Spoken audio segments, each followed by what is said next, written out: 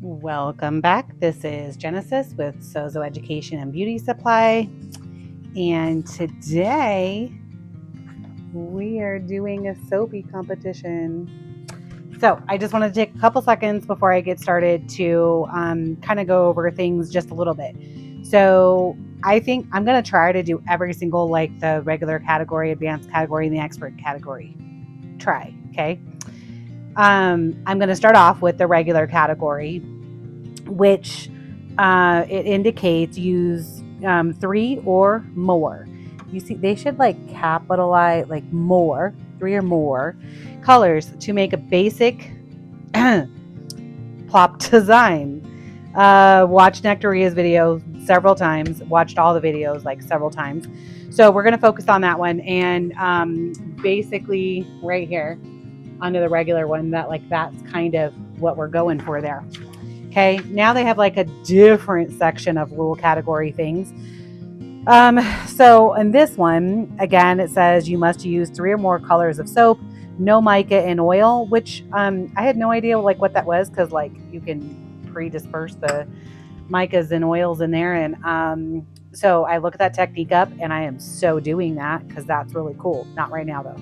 And then fill your mold using the plop swirl or plop spoon plop method. No embeds, no confetti, no texturizing ingredients, seeds, coffee grounds, pulverized oats, which I also would assume like colloidal oats is a part of that, but I'm not really sure, so I just didn't do that. No decorations or embellishments. So basically it has to be like not a flat top necessarily, like you could spoon it or something, but you can't do piping because that's what I wanted to do, is piping, but flat top ish. Okay, cool. Now for everybody, the entire batch must be made with cold process or cold process oven process only. You must use a loaf mold. So I am doing that. And then it basically says the soap must be between 3 ounces and 6 ounces. And you must make the soap after you have accessed the tutorial to this or whatever. So there are the guidelines that we are following, and other paperwork things I just wanted to share. So this was one of the confusing parts to me, was like mathing everything. So I Dream in Soap had given these different calculations on how to be able to get like the weight of oils for the soap calculation. And I decided to put it on an Excel spreadsheet to kind of like make it a little bit easier to follow for me. And I'm loving it.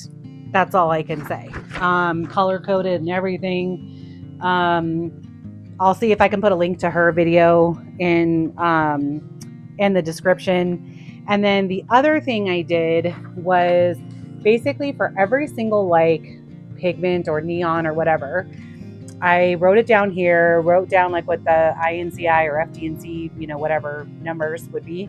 And then I put what the manufacturer recommended thing would be over here.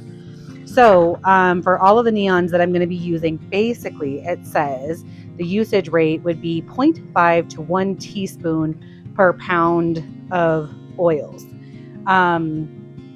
So I'm probably going to end up exceeding that, even if I just do like a micro scoop, because I'm going to do a lot of colors. But I learned very earlier on that, what if they didn't stop selling, that particular colorant? I needed to have as much information as possible. And then I also have an Excel spreadsheet that I put down what the category 9 is, because I work with that the most. I went with the brand of where I got it, and then the vanilla content in it.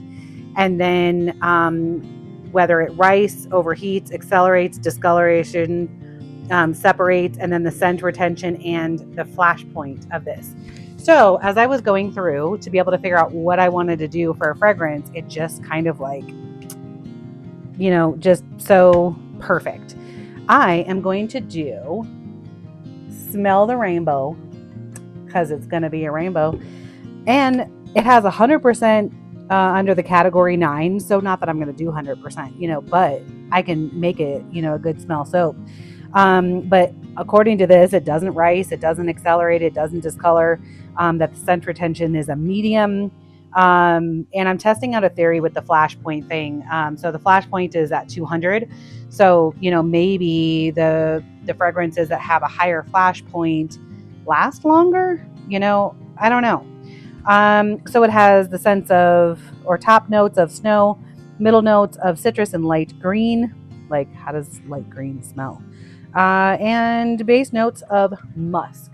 So that is where we are starting. And we are going to get into making this soap.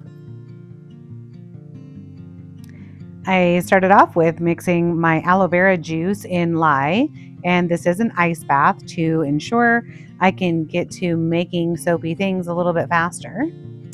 The pigments that I decided to use in here are neon yellow, neon green, neon blue, neon purple, neon magenta, neon pink, and neon red orange. They are all from Nurture Soap, and I did these with the oils that are in the recipe, which, by the way, I love the recipe that was given by Amanda to do this challenge with.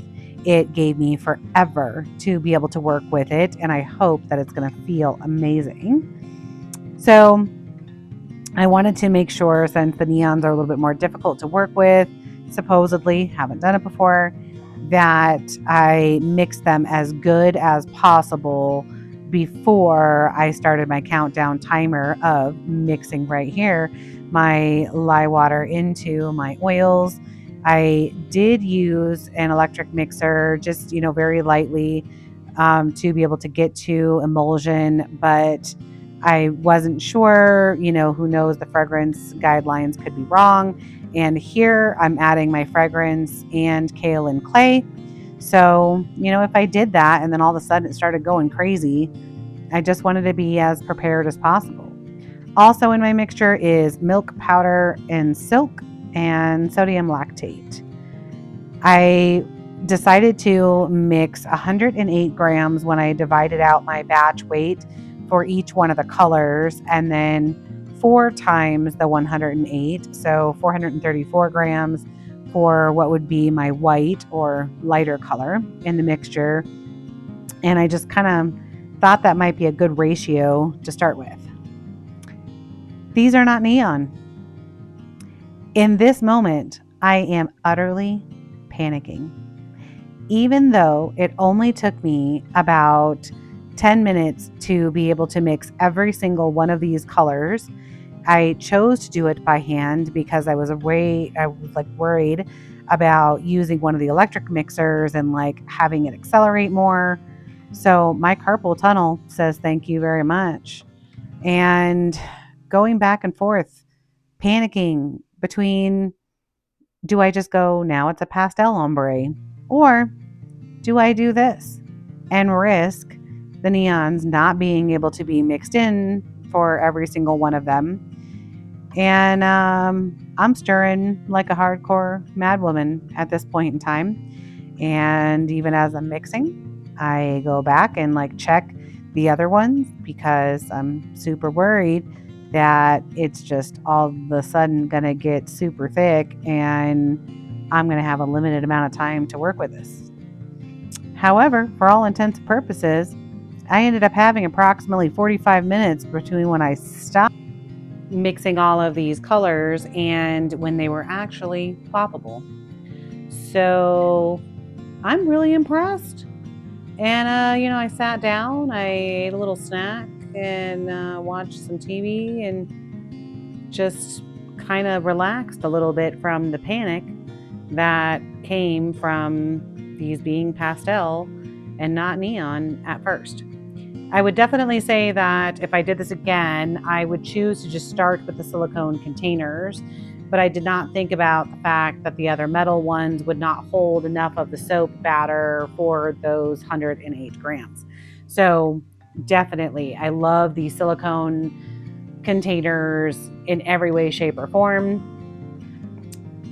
I was doing the ploppy test right there with that blue, and finally it was then ploppable. Also, the reason why I have the 2 different scoops in there is I decided to tried to find a smaller scoop to be able to do the smallest plops I could possibly in the most organized and perfect manner possible. So that one is 5 millimeters less than the smallest scooper that I have had that I would do, like, meatball size kind of with. So in my vision, I wanted to do an ombre between the neon yellow to then the green, etc. And it would look like it would be fading through the neons from the bottom to the top, and thought I would add a little cool glow powder into the lighter color so that it would glow in between each one of the colors if I laid them in a brick lay pattern. I decided to do it on an angle because I thought it would add kind of an S-shaped movement to how the colors flowed, which, I don't know, just because of this technique or what I was doing. When I flipped it over right there for a second, I then decided that was not going to be a good idea. And I went back to just continuing to do it at the 45 and trying my best to finish this soap in that same brick laid perfect pattern where the glow in the dark goes directly on top of the color that was below it. And then finalizing with the neon red orange at the top and the glow powder. I do a little spoonie up to the center. I really wish I had have just left it that way, but I wanted to see what the effect would be if I swirled it a little. And I really think I just like the simplicity of, since I can't do a piped top, then just doing it with the spoon. And I do like how some of the pink underneath it and the red orange kind of clashed against each other, or not clash in a bad way, you know what I mean? So we are finally done with this spoon plop. I then spray it with some 91% alcohol to try to prevent soda ash, and I pop it in the oven on warm and leave it be for a little over 24 hours. This is still pretty soft, I definitely would say that, but it's totally cuttable, and I am proud of myself for this one. I learned some from it, and I would definitely use this recipe again for sure. So let's take a look at this soap.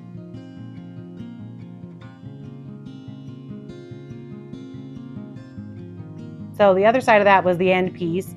Definitely should have cut that before, because like trying to go back and recut it now, this is the newbie part of it where I'm like, well, kind of looks like some tie-dye, and I like that too, so I'm just gonna leave it. These are all for my and my family's use anyway. So I'm taking a little bit of that little soap dough, the scraps from me peeling it off of the mold, and I'm filling in any holes. Same thing that Nectaria did in her video. I think you could probably maybe wait just a little bit longer to do that, because I think the soap was still too soft at this point in time to do it. But you just got to be gentle with it.